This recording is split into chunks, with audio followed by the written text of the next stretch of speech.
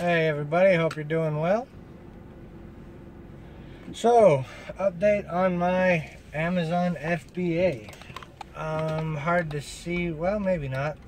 If you look right over my shoulder, there, the entire back of my Explorer is packed with 4 huge boxes for FBA. It's actually not a ton of inventory. It's just a lot of bulky items.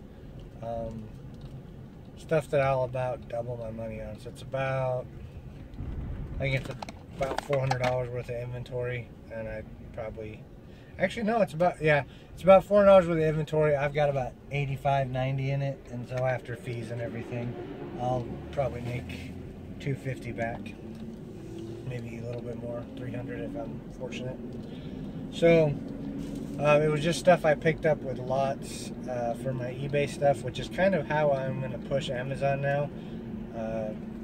If you listen to Scavenger Life, Jay and Ryan, they're pretty much in the same boat, except I don't think they're shipping anything into FBA anymore. I'm still going to ship stuff in. I'm just not out. I'm not out really looking for FBA inventory actively at the moment. Just because something I'll get into in a minute is why I've kind of changed gears on that. So that's there, and then got a package to go for eBay, and that is something that again is just, you never know what's going to sell. I got a bunch of my videos uploaded. I've been too busy for a while with regular work to do anything.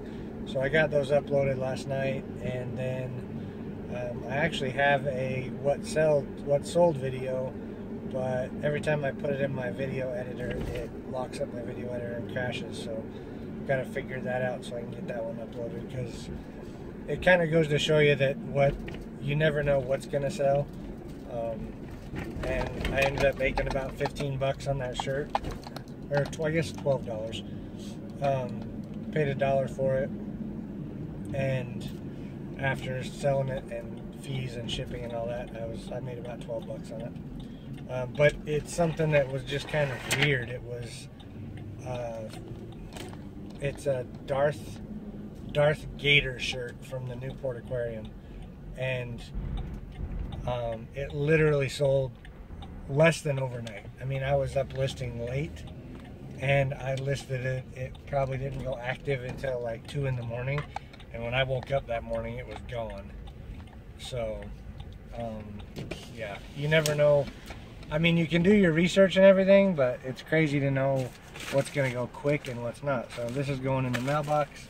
I live in a neighborhood. I don't worry about my neighborhood, but I don't want to leave a huge package of stuff on the floor or on the porch.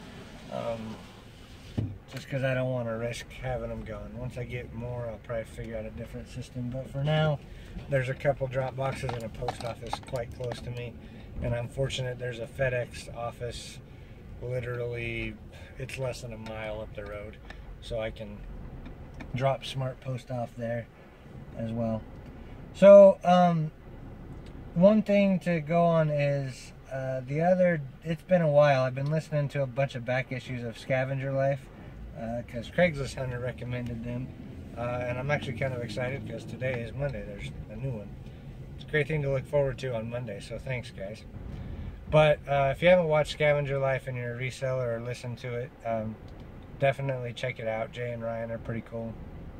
They're not the flashy YouTube people, which I get tips from them too. So there's a lot of guys that, you know, oh, we're making all this money, we do this, and then there's some more, you know, low-key, you know, kind of, not so much that it's a grind, but they don't show it as, you know, it's going to be a quick, easy thing to do, which is really what is true. You know, I've just been getting back into this part-time over the last couple months, but I have done it to where I was trying to do it full-time a few years ago, and it isn't easy. You've got to have a routine and you've got to get stuff done. But it is possible to make a full-time income for sure. I mean, there's no doubt about that. there is the possibility to make a full-time income, 100%. So, but you do have to put in the work, and that's where I've switched over to eBay, just because Amazon, to make a lot of money on FBA, this is my opinion, and I haven't done a ton of it. I was pushing it hard and heavy, and I do have a couple good sources, and I have made money on it. I haven't made a ton of money, but I have made money on it, and I still have inventory in there. But Amazon, from what I've seen, they're trying to gear more towards wholesalers and big sellers. And I just, that's not super enjoyable for me. But you also have to have some cash flow up front or be willing to risk credit on that, and I'm trying to get debt paid off. So what I'm trying to do now is there's a lot more items that doing used on eBay you can get for very low investment and then get a very high return on them. And so that's kind of where I've switched my focus to, in order to get my cash flow built back up and to get my my debt paid down. So right now what I do for work is making, covering my bills and stuff like that with a little bit left over. So my reselling stuff, I'm really focusing on just trying to push all that into paying off bills. So that's kind of why I've switched to eBay. And then also, originally I really was into Amazon FBA just because you don't have to manage the inventory.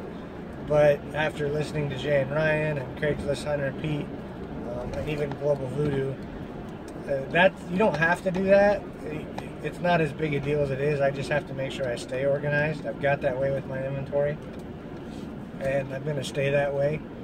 But the other thing is what Jay and Ryan brought out, and then Ryan Roots shows, is you can go on vacation and everything sets, and then you can ship it when you get back.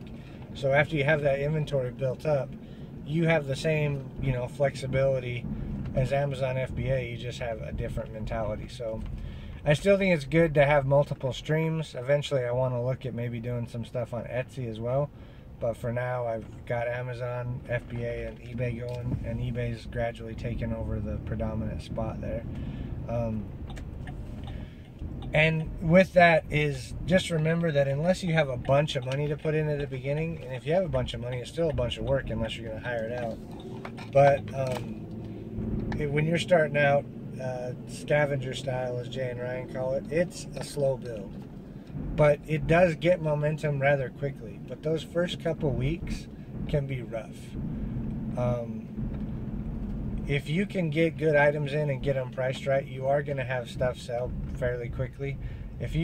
I just have the basic store, and it may just be a placebo effect, but if you're active in listing in that store, it seems like you continue to get sales. So I try to, basically my workflow right now is I take a whole bunch of pictures one day, and right now I don't have a light kit, so I have to do that. It's when I get a couple hours in the middle of a day when I've still got natural light, I'll blast out a whole bunch of pictures, and then that makes it to where over the next couple days in the evenings I try to photograph 30-40 items, and then in the evenings, over the next 3-4 evenings, I can make sure I try to do them minimum groups of 10. Sometimes I get through 10 quick and I'm like, alright, I'll push some more. So I've been listing them in kind of groups of 10 as I go. And so it is just, it kind of, they had a podcast on Scavenger Life a little bit ago called Do a Little Bit Today, Do a Little Bit Tomorrow. And if you're going to be, unless you're looking at hiring right away, which it's just not a business model I'm interested in. My son is starting to learn how to do shipping and stuff with me. But I'm not looking to hire anybody. It is just a slow build in that process. And for me, that's hard because I want to get in and I want to have the project done, or I get frustrated. And I just have to break it down in smaller pieces and just continue to do it. So, I just realized I forgot to stop at my UPS store. I had to come up here to Home Depot, so I'll have to hit it on the way back. But anyway, I'll get rid of this FBA stuff and then go from there. So until next time, guys, just keep it up. Like I said, it's that slow build to get your inventory built up. Right now I've got just over 120 items on my list, and I've sold, I want to say 20 on my 30 days, like 23. So that's actually not a bad sell-through rate. If you can have 100 items and you're selling 10 or 20 a week, that's not bad. If you're going to get the full time, you just got to build that up, you know. Jay and Ryan have 4,000 items. Quite a few other sellers have a couple thousand items. So it's just a numbers game. You have to get that built up so you have a mix of short and long tail stuff in order to keep it going. So till next time, if you guys like the videos, hit the thumbs up. This is on both my channels. I'm gradually switching everything over to my Eclipse channel because I'm going to have, hopefully, I've been looking for some vintage electronics and other stuff like that I'll need to have videos showing how those are working. So haul videos and stuff will be over there. But anyway, until next time, just keep working at it, keep pushing forward, and like they said, do a little bit today, a little bit tomorrow, and it all adds up. It snowballs pretty quick to where it'll be worth it. So if you have any comments, leave them down below and I will get back with you. Till next time, have a great one.